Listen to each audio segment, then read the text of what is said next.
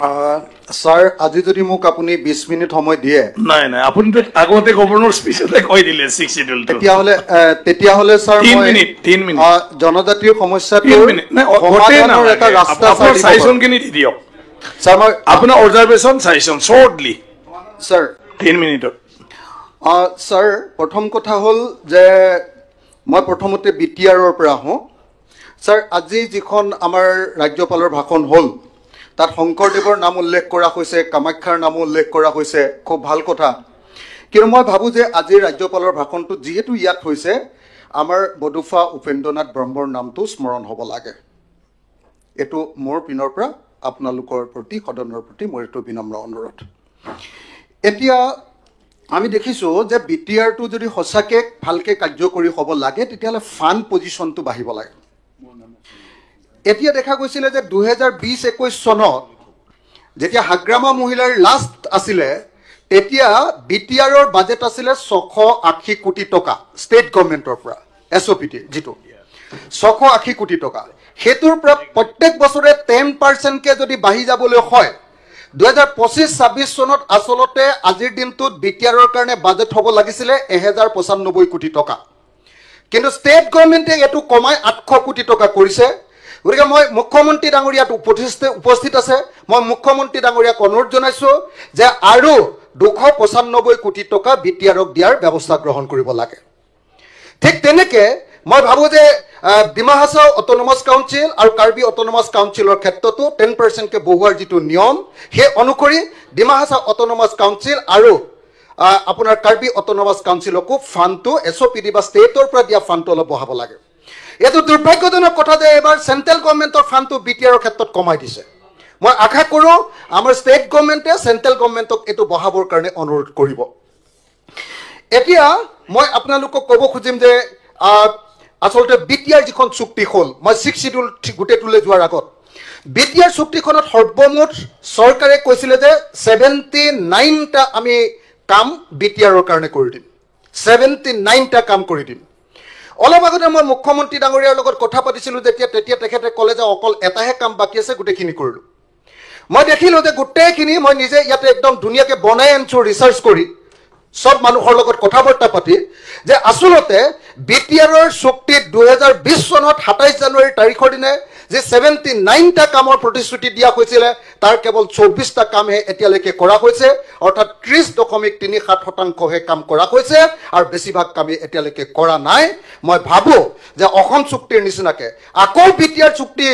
কাৰ্যকৰী কৰিব লাগে বুলি যাতে বড়ো মানুহে আন্দোলন কৰিবলগীয়া নহয় আকৌ যদি বড়ো মানুহে হাতত অস্ত্ৰ তুলিবলগীয়া নহয় তাৰ কাৰণে এবছৰৰ ভিতৰতে বিটিআৰ চুক্তি 2020 চনৰ চুক্তিৰ 100% দফাসমূহ কাৰ্যকৰী কৰাৰ ব্যৱস্থা গ্ৰহণ কৰিব লাগে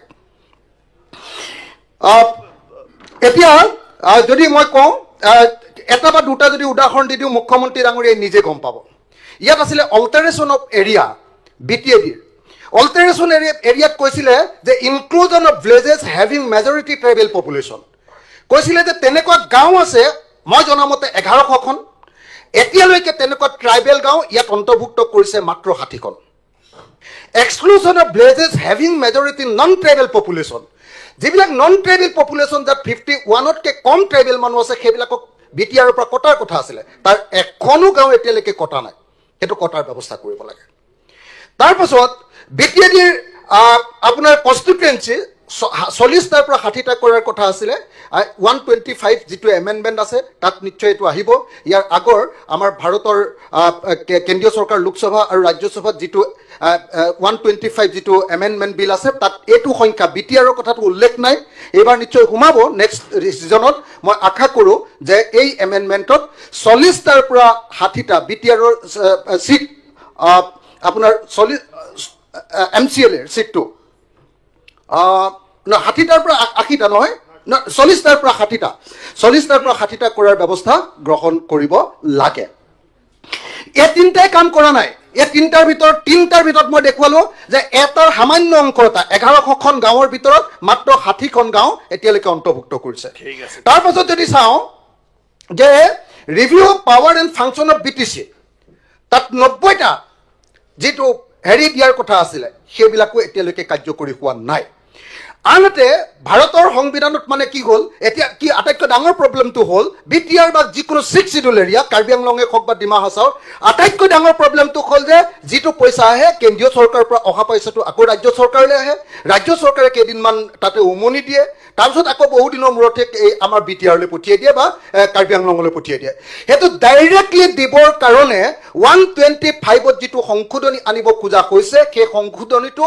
বিসংগতিপূৰ্ণ বিসংগতিপূৰ্ণ এই কাৰণে যে ভাৰতৰ সংবিধানৰ আৰ্টিকল 275তে অটোনমাস কাউন্সিল 6 শিডিউল এলেকাবিলাকৰ ফাণ্ডৰ কথাটো আছে কিন্তু 125ত আৰ্টিকল 280 সংশোধন কৰাৰ কথাহে কোৱা হৈছে 280 সংশোধন কৰাৰ কথা কৈছে এটো অকল আমাৰ ডিস্ট্ৰিক্ট কাউন্সিল আমাৰ পঞ্চায়তবিলাক ডিস্ট্ৰিক্ট পঞ্চায়তবিলাকৰ কাৰণে তেতিয়া বিটিআৰৰ মৰ্যাদা হ্ৰাস হ'ব বিটিআৰত আসলতে যি ক্ষমতা দিব খোজা কৈছে সেই ক্ষমতাটো নাইকিয়া হ'ব আৰু মই কেইটামান ইনষ্টিটিউচন বিটিআৰ কি হৈছে কি নহৈছে দুটা তিনিটা স্যাৰ আপোনাৰ নিজৰ জনগোষ্ঠীৰ কথা স্যাৰ মোক দুটা তিনিটা কথা ক'বলৈ দিয়ক এক মিনিটত শেষ স্যাৰ কৰি দিও স্যাৰ মোক এটা কথা এক মিনিটত শেষ কৰি দিও স্যাৰ চেন্ট্ৰেল গভৰ্ণমেণ্টে কৈছিলে চেন্ট্ৰেল গভৰ্ণমেণ্টে কৰিম বুলি কৈছিলে education and other important institution বিটিআৰৰ কাৰণে কৈছিলে যে বডুফা উপেন্দ্ৰনাথ ব্ৰহ্ম চেন্ট্ৰেল ইউনিভাৰ্চিটি এট বৰমা এতিয়ালৈকে হোৱা নাই নেশ্যনেল স্পৰ্টছ ইউনিভাৰ্চিটি হোৱা নাই স্যাৰ স্পৰ্টছ অথৰিটি অফ ইণ্ডিয়াৰ আপোনাৰ চেণ্টাৰ ওদালগুৰি বাক্সা আৰু চিৰাং কেৱল ওদালগুৰিটো হৈছে স্যাৰ তাৰ বাহিৰে বাকীকেইটা হোৱা নাই sir institute of livelihood management Tangla সেইটো হোৱা নাই sir north east regional institute of medical science at ৰৌমাৰী এইটো হোৱা নাই স্যাৰ যদি মই এটা এটাকে hotel and tourism management institute এটা এটাকে যদি স্যাৰ কৈ দিওঁ তেতিয়াহ'লে দেখিবলৈ পাব যে বেছিভাগেই অথচ মুখ্যমন্ত্ৰীয়ে ভাবি আছে যে মই যিমানকেইটা কাম কৰিম বুলি কৈছিলোঁ চুক্তিত যিমান কথা আছে তাৰ এটাহে বাকী আছে বুলি তেখেতে মনে মনে ভাবি আছে আজি অলপ আগতে মই কথা পাতোতে এইটো কৈছোঁ গতিকে স্যাৰ বিটিআৰ চুক্তি 100% স্যাৰ কাৰ্যকৰী হ'ব লাগিব